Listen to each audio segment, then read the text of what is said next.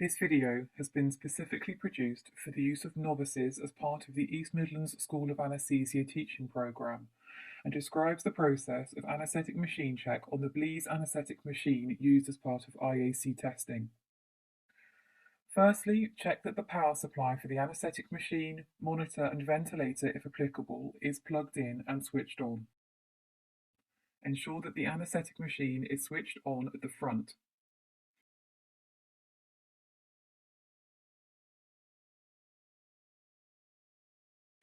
Then check that each pipeline is securely attached to its supply using a tug test, suction, oxygen and nitrous oxide, as well as air if being used in the anaesthetic room.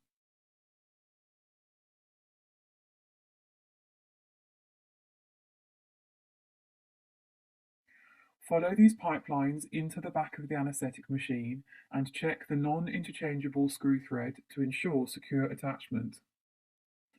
The pressure of each pipeline now needs to be checked on the pressure gauges on the front of the machine and should be at 4 bar or 4 times 100 kPa. Next, check that an alternative gas supply in the form of cylinders is available on the back of the machine in case of pipeline gas failure. Oxygen should always be available, with the option of nitrous in addition.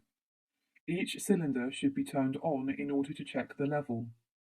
Some cylinder keys will show which way to turn on the cylinder by showing an on-off engraving on them. If not, turn the cylinder on fully so that you can be sure which way to turn the cylinder off completely after checking each level and thus avoiding exhausting the cylinder.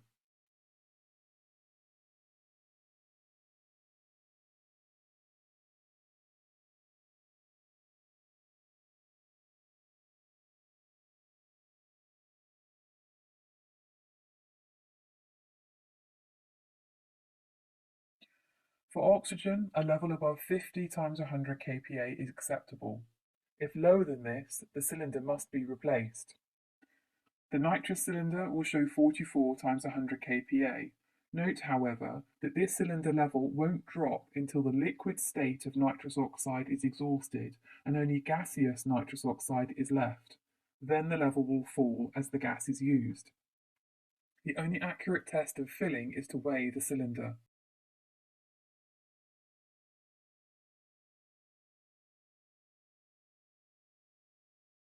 Turn both the oxygen and nitrous oxide on fully throughout their ranges.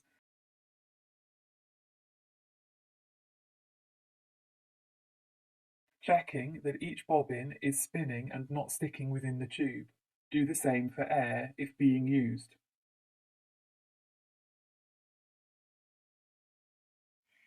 Then check the hypoxic guard is working, ensuring that a hypoxic mixture cannot be delivered to the patient. This is done by checking that the nitrous level drops as you turn off the oxygen, and that the oxygen automatically comes on when turning on the nitrous.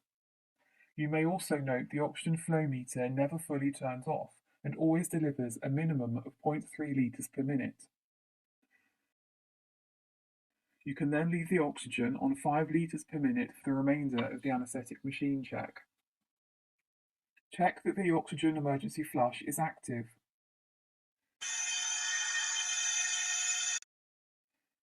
Check both vaporizers are seated properly and adequately filled.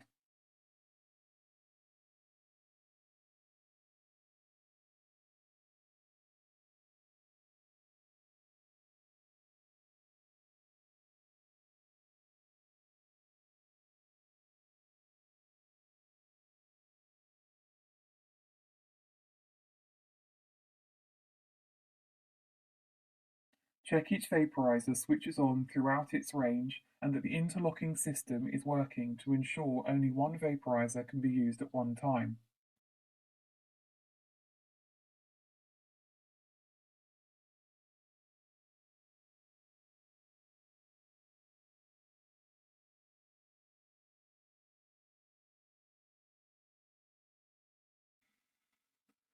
The back bar and the vaporizer now need to be assessed for any leaks. This is done first by occluding the common gas outlet with the vaporizer switched off. This should cause a pressure build-up in the back bar with backflow to the flow meters so that the bobbin drops.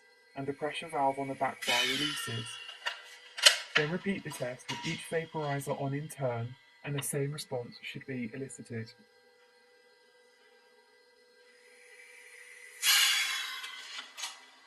The breathing circuit, in this instance a Bain circuit, now needs to be visually inspected, followed by checking the integrity of each limb of the circuit.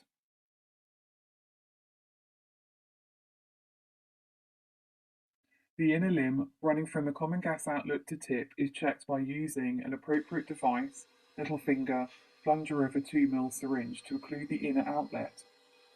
This should cause a pressure build-up through the inner tube and the back bar, causing the bobbin of the flow meter to drop and the pressure valve on the back bar to release. The bag should not fill. The outer limb, running from the tip back to the bag and the APL valve, also needs to be checked. Close the APL valve fully and occlude the tip so that the bag fills without emptying.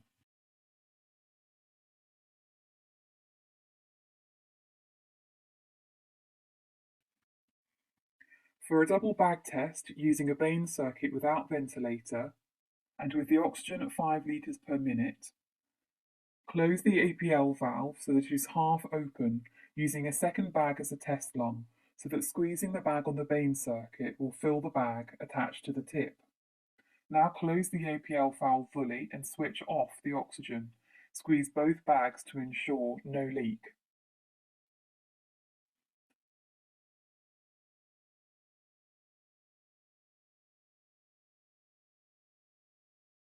Inspect the angle piece and filter for any defects and attach to the Bain circuit.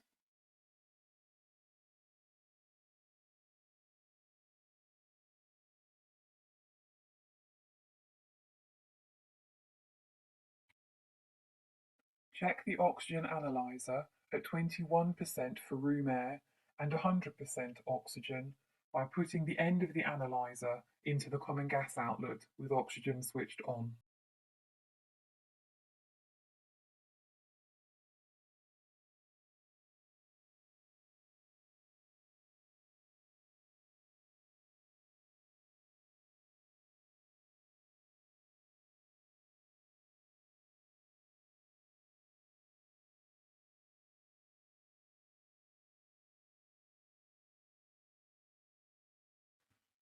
Check the continuity of the scavenging assembly from the APL valve as well as the ventilator, if applicable, to the scavenging unit and then to the wall.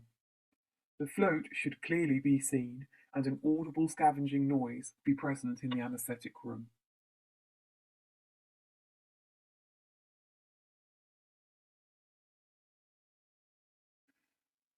Check the suction tubing and attachments before switching it on and occluding the tubing.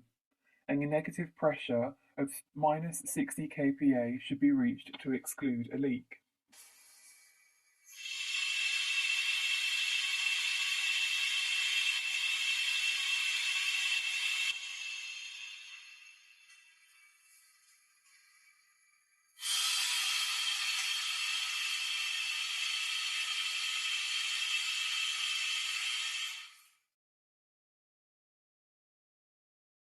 Check the availability of a self-inflating bag in the event of anaesthetic machine failure.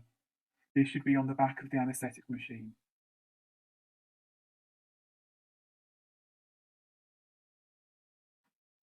Check full monitoring is available, including ECG, blood pressure, and oxygen saturation probe.